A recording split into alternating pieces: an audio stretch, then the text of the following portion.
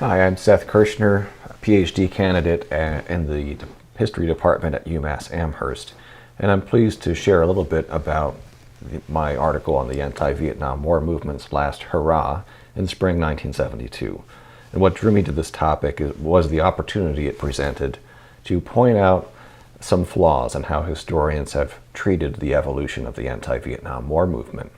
Previously, historians have written that several factors led to a decline in the movement after its peak in fall 1969. The establishment of a draft lottery, combined with the Nixon administration's strategy of fighting the war through the air, bombing targets in support of South Vietnamese forces, this all made it less likely that students in college were going to be drafted.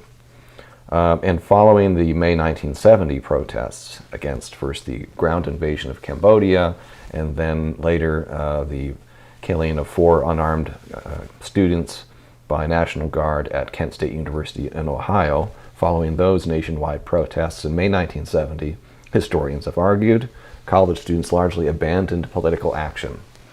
However, my article for New York Archives complicates this picture. It shows how, at least in New York State, college students continued their protest against the war as late as spring 1972 in response to increased bombing by the U.S. And by that time, this is a critical point, it wasn't fear of the draft that was motivating these protests, but it was rather the seeming brutality of a remote-controlled air war.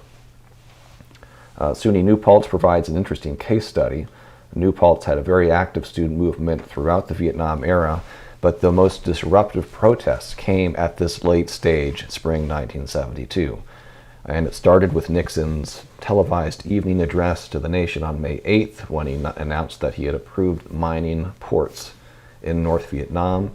And in those days, few students had TV sets in their dorm rooms, so at SUNY New Paltz, students learned of this announcement by word of mouth. Just hours after Nixon's televised address, around midnight on May 8th, students were walking from dorm to dorm pulling fire alarms to summon their classmates and spread news of Nixon's announcement. And those protests would develop into the early morning hours as students occupied campus buildings and even commandeered a printing press to produce anti-war flyers. In the following days, students from New Paltz also organized a blockade of the New York State Thruway and participated with students from Vassar College in a demonstration outside the headquarters of IBM. Later known for developing some of the earliest personal computers during the Vietnam War, the Poughkeepsie-based tech firm had a Pentagon contract to assist in target selection for bombing runs in the Vietnam War, holding banners reading "End the computer complicity." Some of these student protesters were arrested for refusing to move from IBM company property. More arrests followed May 12 in a coordinated action in Kingston that demonstrated how anti-war dissent could knit together a diverse coalition of students from public and private colleges, 2-year and 4-year schools. And of enormous assistance in writing this article were the New York State Division of State Police non-criminal investigation case files. These are police intelligence files created by the New York State Police Counter-Subversive Unit, which I've written about previously.